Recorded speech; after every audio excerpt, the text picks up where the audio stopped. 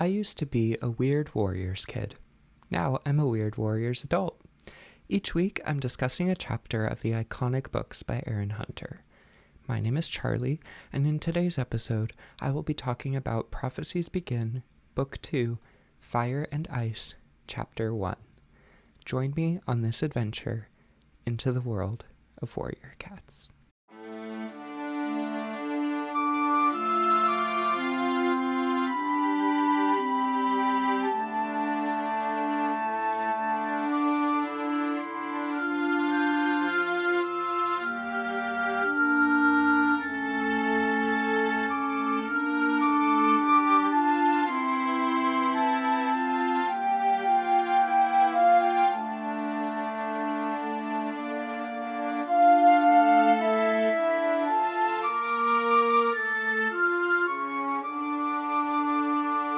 Before I dive into this episode, a quick reminder to subscribe on Substack for just $5 a month if you'd like to access extended spoiler versions of each episode, as well as behind-the-scenes content and access to the comments section.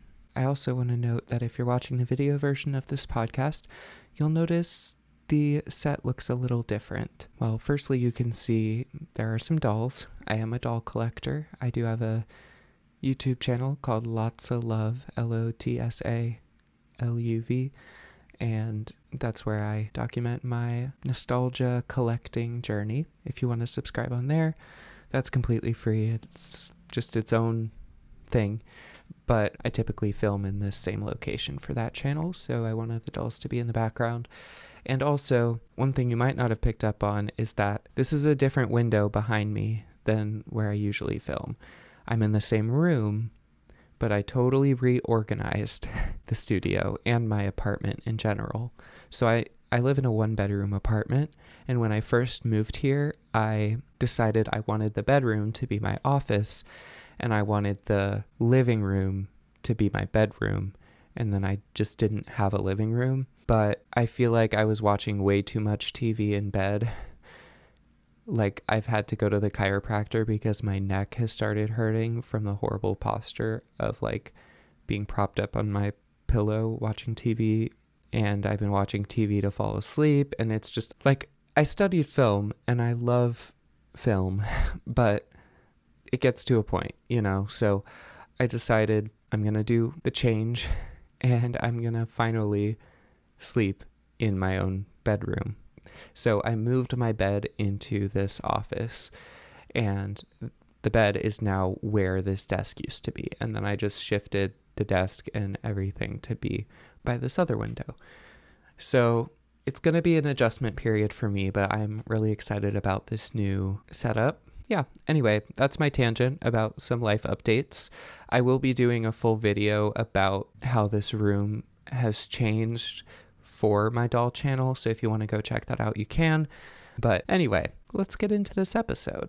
So the chapter art for chapter 1 is Rusty, and it's the same as the cover art for book 1.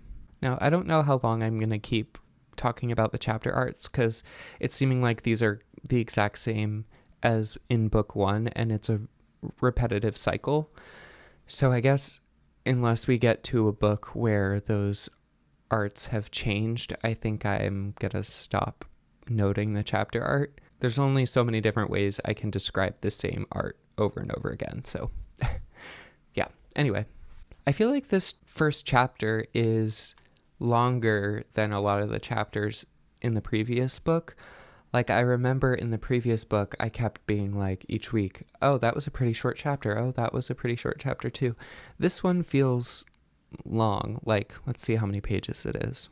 It's 17 pages. I feel like that's a lot, at least in comparison to book 1. But it begins with Fireheart shivering in the cold, and it is in fact starting right where we left off from book 1, where Fireheart and Graystripe just earned their warrior names, and they are having their silent vigil where they are awake guarding the camp overnight, but they can't speak until sunrise. And there's quite a bit of like exposition or recapping happening. As I was starting to read it, I felt like the voice sounded like a different author, even though this is the same author, Kate Cary, as book 1. but it had like a more detached voice. And then I started to realize, oh, it's because it's like recapping everything. Like it's describing what happened with Shadow Clan and Broken Star. And it says, but for Fireheart, there was another shadow troubling his mind. Tiger Claw, ThunderClan's deputy. And then it explains that whole situation of what happened. I also think it's interesting that it was phrased that way rather than saying, but there was another shadow troubling Fireheart's mind. You know, just the wording choices and phrasing and order. And like I took a writing with style class that got me started on doing this podcast for a class project.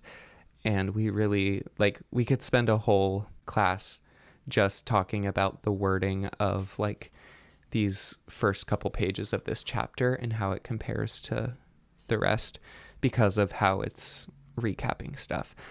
And I'm going to go through that less thoroughly than I typically go through chapters because it's stuff we already know that happened, but I do think it's an interesting choice. I think it's an important choice. It was a little annoying to me to be reading stuff that I just read about and that we already know, but I think they do need that in this chapter, and I'm curious to see if they do this in every Warrior Cats book, because any kid could just pick up any one of these books off the shelf, not realizing there's a intended order to read things, or maybe they just like the cover of one. They're like, oh my gosh, this one sounds cool. I want to read that one. And this provides them some context. In addition, I think, like say you were reading these as they were being published, there's a couple months in between the books, and I might have forgotten to mention the publishing date of this one in the prologue episode, but this book was published on May 27th, 2003, and book 1 was published January 21st, 2003. So yeah, there were about 4 months in between. So if you had gone 4 months since reading the first book, it would be a helpful reminder of everything that happened. Also, at the beginning, it said that Fireheart's flame-colored fur was still green-leaf light. It would be a few moons before it was thick enough to keep out cold like this. When it first said green-leaf light, I was thinking like a lighter color. I wonder if their fur kind of changes color throughout the seasons based on how much sunlight it's exposed to. But I think what it meant here is like just how thick the fur is. But anyway, then Fireheart sees that Halftail is one of the first cats to wake. And then he sees Blue Star push her way out of her den. And Fireheart's thinking about how he wants to tell Blue Star about the Tiger Claw situation. And then Tiger Claw comes out of the warrior's den and says something to Blue Star, his tail flicking urgently.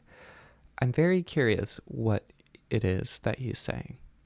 And Fireheart stifles his instinctive meow of greeting, because even though the sky's getting lighter, he wanted to make sure the sun was above the horizon before he dared to break his silence.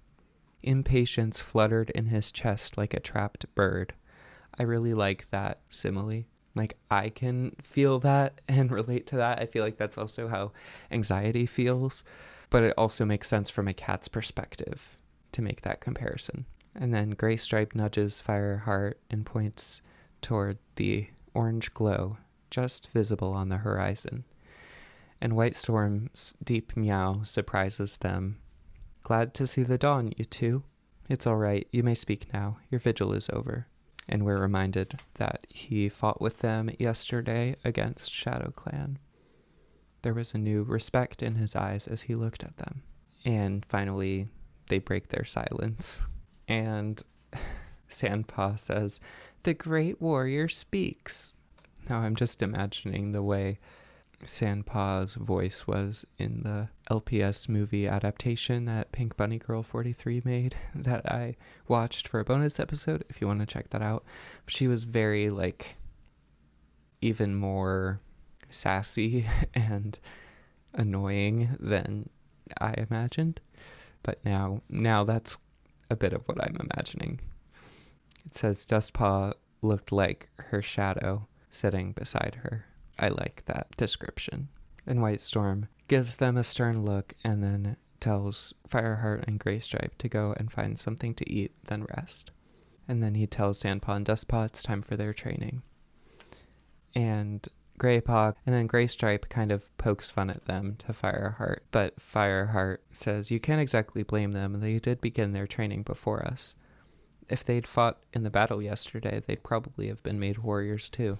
And then they find some fresh kill to share, and they realize they're supposed to take it to the warriors' side of camp now. So they go over there and finish their food, and since they stayed up all night, they're feeling very tired.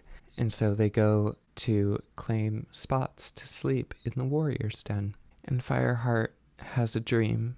He can smell the thunder path and fire. Flames lapped at the black sky, throwing glowing cinders up into a starless night. To Fireheart's amazement, silhouettes of cats flitted in front of the fire. Why hadn't they run away? One of them stopped and looked straight at Fireheart.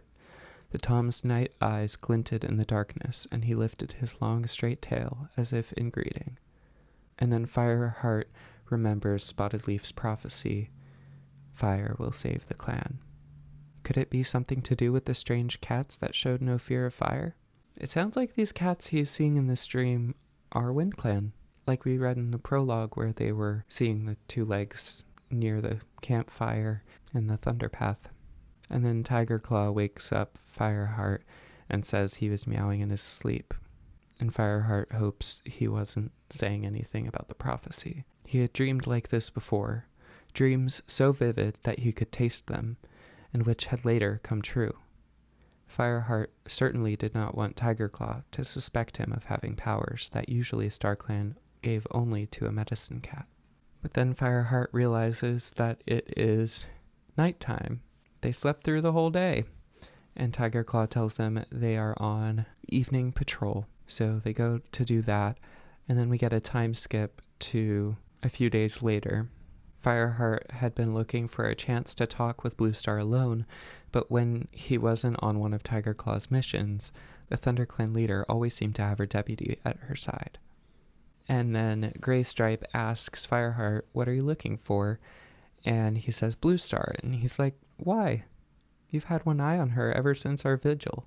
What are you planning to do? And Fireheart admits that he wants to tell her where Ravenpaw is and warn her about Tiger Claw, but Graystripe says, you promised Ravenpaw you'd tell them he was dead. And Fireheart says, I only promised to tell Tiger Claw he was dead. Bluestar should know the whole story. She needs to know what her deputy is capable of. And then Graystripe says, but we only have Ravenpaw's word that Tiger Claw killed Redtail. Don't you believe him?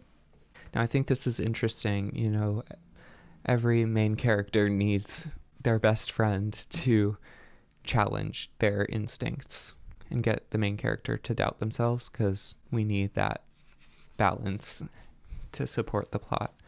And then Graystripe explains, if Tiger Claw lied about killing Oakheart in revenge for Redtail's death, that means Redtail must have killed Oakheart himself. And I can't believe that Redtail would have deliberately killed another clan deputy in battle. It goes against the warrior code. But Fireheart says, I'm not trying to make accusations against Redtail. It's Tiger Claw who's the problem. But Graystripe says it implicates Redtail's honor, and none of the other cats had a problem with Tiger Claw, only Ravenpaw. And Fireheart asks, so you think Ravenpaw made this story up because he didn't get along with his mentor? And Graystripe says, no, I just think we should be careful. And Fireheart supposes Graystripe did have a point. They had been warriors only a few days, so they were in no position to start hurling accusations at the clan's most senior warrior. And Fireheart says, it's okay, you can stay out of it. But Fireheart thinks Graystripe is wrong to think that only Ravenpaw had a problem with him, because Fireheart's own instincts told him he could not be trusted. And it doesn't say it here, but I think it's implying, like, if Ravenpaw was suspicious of him and I'm suspicious of him, surely someone else has noticed his weird behavior and has started to question Tiger Claw. Though it does seem like everybody loves him, which I think is weird because he's rude He's really mean. So even if you don't suspect him of committing a crime, you'd at least not like him because he walks all over everybody, except Blue Star. And Fireheart decides he still wants to tell Blue Star about his suspicions. And then he spots Blue Star across the clearing, and he's about to go talk to her, but then she jumps onto the high rock and called for a clan meeting, and it's a naming ceremony. Graystripe says it must be Longtail getting his first apprentice. He's been dropping hints for days. Now this makes me wonder how the apprentice assignment process works. Like, did Longtail know this whole time he was about to get an apprentice? Does he know who it is? Or was he dropping hints that he was ready for one? Like, I don't know. And then a small black and white kit padded into the clearing. And I was really trying to remember what character this is, and I cannot remember. And Fireheart thinks that Longtail won't be impressed because this apprentice is very timid. And Fireheart remembers Longtail's scorn when he first arrived at the camp. And we get a little recap about what happened between them and how Fireheart had disliked Longtail ever since.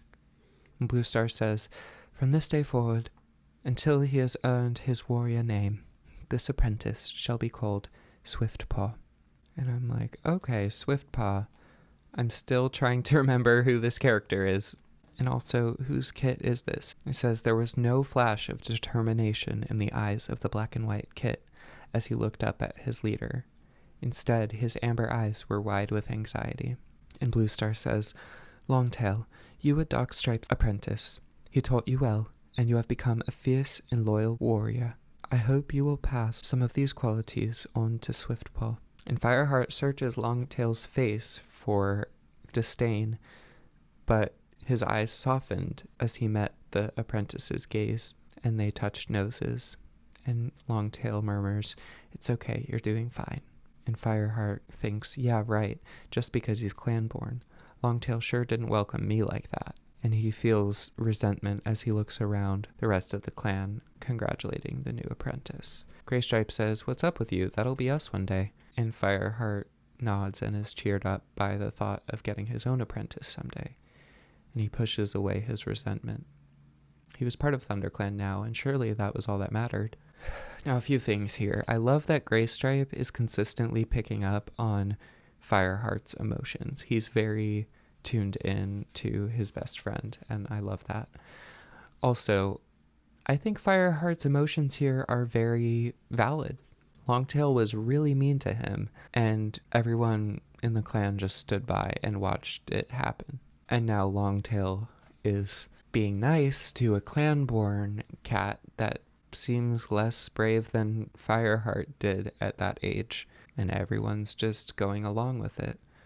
So I feel like I relate to this emotion that Fireheart's having, where you look around and notice that it seems like everyone's fine with how things are, even when it feels like the world is burning, or when certain people in power are doing horrible things and their circle is fine with it.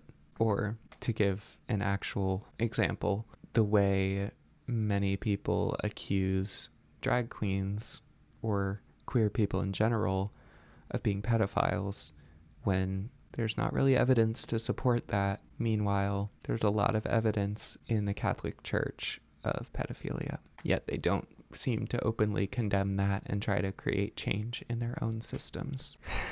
So anyway, I think Fireheart is allowed to be angry, but I also relate to that suppression of that anger, because in our society, when people express their anger about injustice, they're treated like they're mentally ill or violent, when it's the people they're protesting against that are committing the actual material violence. Whew. This is getting deep. Then we get another time jump, which I really do feel like this chapter is skipping a lot in time, but I think it's fine because we don't really need a play-by-play of everything. We just need the main events that are informing the plot. But the next night is the full moon, and Fireheart knew he should be looking forward to this being his first gathering as a warrior, but he still wants to talk to Blue Star. And again, Graystripe checks in on Fireheart, but Fireheart plays it off like he's fine because he had promised to leave Graystripe out of it. And Bluestar leads the group through ThunderClan territory to go to the gathering. Beneath his paws, he could feel the crisp crackle of newly fallen leaves. Silver pelt glittered in the sky like morning dew scattered on black fur. I love this imagery. And we get some more recaps of the last times he had been to Four Trees. And then Fireheart decides, even with Tiger Claw right next to Bluestar and with Graystripe being surprised as Fireheart hurries ahead, he decides now is the time to talk to Bluestar. He says, "Bluestar, may I talk to you?" And she tells Tiger Claw to take the lead, and she slows her pace as Tiger Claw leads the group ahead, and now suddenly Bluestar and Fireheart are alone in a small clearing. And Bluestar jumps onto a fallen tree and sits down and asks, "What is it, Fireheart?" I am kind of surprised that she lets him do this. Like, when it was the vigil, she said, "No, you have to respect this tradition." And you'd think she would say, "No, you can wait till after the gathering, or you can wait till tomorrow. Like, we need to be on time to this gathering, you know?" But maybe she remembers how urgently Fireheart had wanted to tell her this, and he's waited a few days now, and she's like, "Okay, I'll hear him out."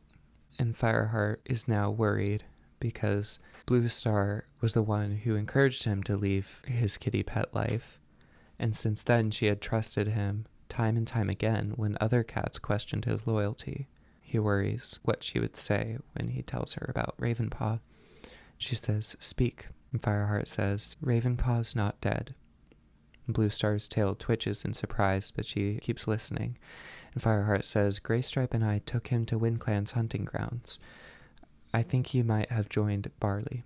We get a recap of who Barley is. Bluestar stares past Fireheart into the forest. Fireheart tries to read her expression. Bluestar says, "I am glad to hear that Ravenpaw is still alive. I hope he is happier living with Barley than he was in the forest." But Fireheart says, "But he was born into ThunderClan. That doesn't necessarily mean he was suited to clan life. After all, you aren't clan-born, yet you've become a fine warrior. Ravenpaw may find his true path elsewhere, but he didn't leave ThunderClan because he wanted to. It was impossible for him to stay." "Impossible? What do you mean?" "Ravenpaw knew his secret about Tiger Claw. I think Tiger Claw was planning to kill him, or else turn the clan against him." Bluestar's tail flicked from side to side, and her shoulders stiffened. "Why would you think that? What was the secret that Ravenpaw knew?" "That Tiger Claw killed Redtail in the battle with RiverClan. A warrior would never kill another of his clan. Even you should know that. You've lived with us long enough." And Fireheart recoils and flattens his ears, as this was the second time tonight she'd referred to his kitty pet Roots. Bluestar says, "Tiger Claw reported that it was RiverClan's deputy, Oakheart, who killed Redtail. Ravenpaw must be mistaken. Did he actually see Tiger Claw kill Redtail?" "He said he did. And you know that by saying this, you are questioning Redtail's honor, because he must have been the cat that was responsible for Oakheart's death. One deputy would never kill another in battle, not if it could possibly be avoided, and Redtail was the most honorable warrior I have ever known. I cannot account for Redtail's actions. I only know that Ravenpaw truly believes Tiger Claw was responsible for Redtail's death." And Bluestar sighs and relaxes her shoulders. "We all know that Ravenpaw has a vivid imagination. He was badly injured in the battle, and he left before the fighting was over. Can you be sure he didn't fill in the parts he'd missed?" But before Fireheart can respond, Tiger Claw yowls and comes over and tells them they're waiting for them at the border. Bluestar says, "Tell them we'll be there in a moment." And Tiger Claw disappears, and Fireheart thinks that Bluestar is right. Ravenpaw did have a strong imagination. He remembers the first gathering when Ravenpaw told the story of the battle and didn't mention Tiger Claw at all. Fireheart asks as Bluestar gets up to walk away, "Are you going to bring Ravenpaw back to the clan?" And he's worried that this is going to cause more trouble for Ravenpaw. But Bluestar says he's probably happier where he is. For now, we will let the clan carry on believing he is dead. And Fireheart is shocked by this, that Bluestar would lie to the clan.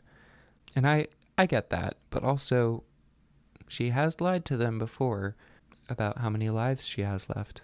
And I still don't know why she trusted Firepaw with that information. Also, I don't know if I should refer to them by their old names from the time periods when they had those names or not, and also in the present. I might have already, and I might continue to mistake their current names for their former names, so please excuse that. But Bluestar says, Tiger Claw is a great warrior, but he is very proud. It'll be easier for him to accept that his apprentice died in battle rather than ran away. And it would be better for Ravenpaw too, because Tiger Claw might go looking for him? And Bluestar shakes her head with a flash of impatience. No, Tiger Claw might be ambitious, but he is not a murderer. Ravenpaw will be better remembered as a dead hero than a live coward. And Tiger Claw calls for them again, and Fireheart follows Bluestar toward the rest of the group. I feel like this would be really embarrassing, like the two of them showing up and the whole clan staring at them like, what are you doing? It seems like they would all know now that Fireheart was having a one-on-one conversation with Bluestar that was holding them all back. But it doesn't really mention their reaction like that at all. They cross a stream, and oh yeah, I also think it's interesting that Graystripe was dead on of how Bluestar would react. Like, maybe he wasn't necessarily predicting her reaction specifically, but just like his reaction is a good representation of how the clan would react. And Graystripe does serve this purpose in the books, especially in the first book, of being the one who introduces Firepaw to the ways of the clan and is kind of his guide in assimilating to their ways. But as they cross the stream, Fireheart thinks about how now he had told Bluestar, but nothing had changed. Bluestar clearly didn't think Tiger Claw was a murderer, and worst of all, Fireheart himself had begun to doubt whether Ravenpaw had been telling the truth. And then they reached the other clan cats, where the group had paused at the top of the slope that led down to Four Trees. And Fireheart felt Tiger Claw watching him, and he wonders if Tiger Claw suspects what their conversation had been. But then Fireheart shook his head to clear his mind and tried to think like Bluestar. Of course Tiger Claw would be interested in what Fireheart had to say to Bluestar. He was the clan deputy, so he would want to know anything that might affect the clan. I think this is a very mature plot point to have in a kid's book. Like, I'm sure a lot of kids experience noticing something bad and telling a trusted adult like you're told to. And then that trusted adult denies your reality, so you try to think like them to cope with reality. This is like a real thing that kids go through, and I love that the authors have the respect for their readers to show that conflict on the page. But then they all wait until Bluestar signals for them all to plunge down the slope toward the gathering. And that is the end of chapter 1. It's a good chapter, very recappy, but I feel like that would kind of be a good guide for creators of a TV show adaptation of this for like the previously or like in the previous season, you know. I really feel like the ideal situation for adapting these books would be like one season per book, which that would be a lot of episodes, but there's a lot of anime shows that have hundreds of episodes, you know, and I feel like they should have the budget for it. They've sold so many of these books. There should be like an animated season for every single book in the Warrior series. That would be amazing. So I hope they do that. But anyway, that pretty much wraps it up for this episode. I did think of a new outro idea for this podcast where I call it a podcast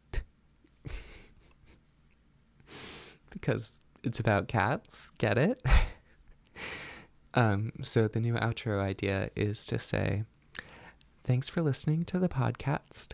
This has been Into the World of Warrior Cats.